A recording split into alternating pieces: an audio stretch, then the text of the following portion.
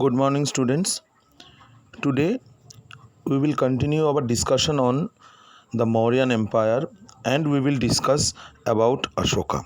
In our last class, we have discussed about Ashokan rule and the early conquest that he fought to capture Kalinga, and after the devastating effect of Kalinga war, he converted himself to Buddhism and then spread his new belief system throughout the subcontinent.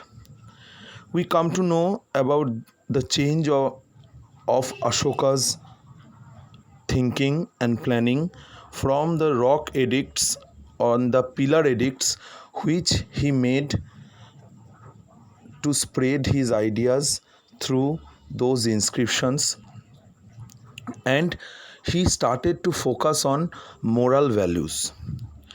Ashoka was the strongest of the Mauryan dynasty ruler. His reign represents the first unification of India. In our last class, I have already said about this. He was one of the rarest king who only used the non-violence policies without using weapon, without using the arms to control his subjects. He focused on moral values and he focused on social values. Today we will focus on that.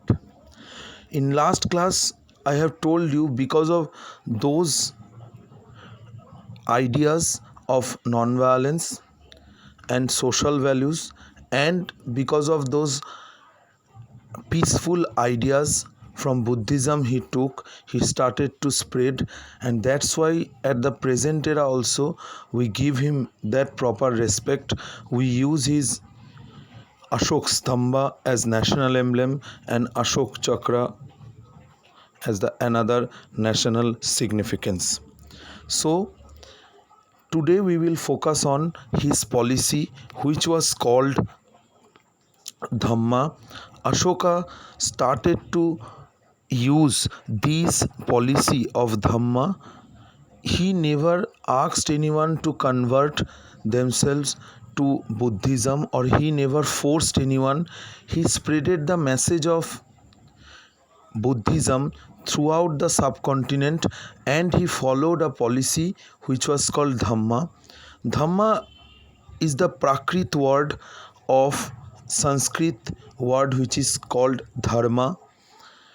Dhamma was pronounced in Prakrit, and this was nothing, this was just only a behavior or code of conduct which he wanted to promote. He spread the ideas of Dhamma.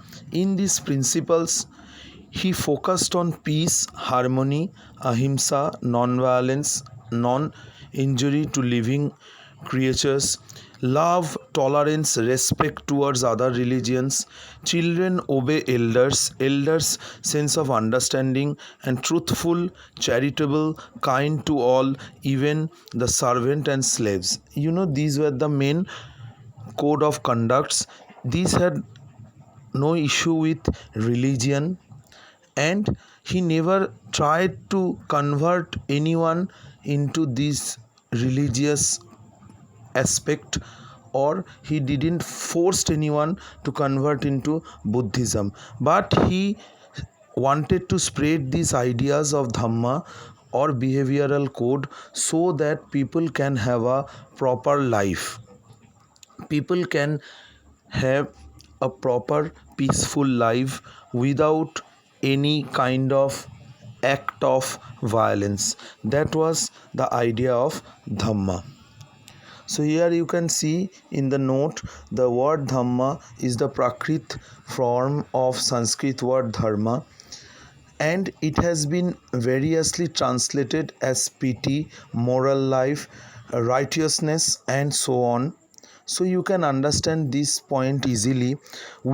In our last class also we have discussed that after the battle of Kalinga, Ashoka never accepted or never took weapon in his hand, and his administrative policy was without using any kind of weapons. Dhamma was a code of conduct. I already said this. And see, these are the simple policies that Ashoka asked his followers to follow. Obedience to mother, father, elder, teacher, just now I said, and respectable persons.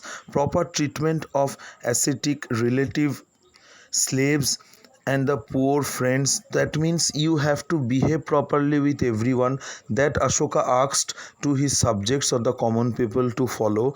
And abstinence, that stopping yourself, that means you have to stop yourself from killing other animals or to put harm other animals.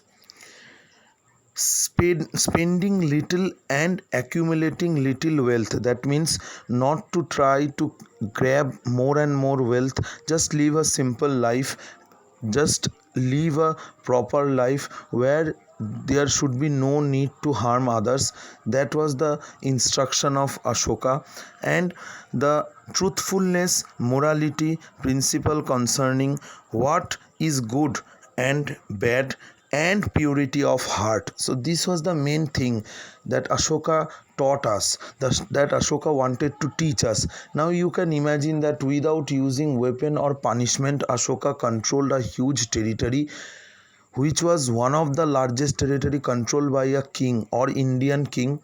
So without using weapon, after the battle of Kalinga, how he could control everyone with this message of love, affection, consciousness, respect, non-violence, Ashoka did it. And that was Dhamma, a behavioral code of conduct, a code of conduct or moral values to control all his subjects.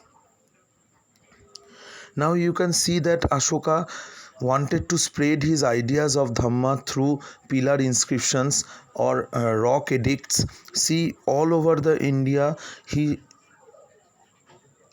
had constructed those rock edicts and pillar inscriptions, so that all the common people should get his idea about Buddhism as well as about Dhamma or the behavioral code. So do not be confused with these two terms. Buddhism he accepted as religion, and Dhamma was a behavioral conduct what he wanted to spread among his subjects, because he didn't want to use any kind of weapon or punishment to treat his subjects. He only guided them with the moral value. Like modern day also, our parents, our elders, they try to teach us.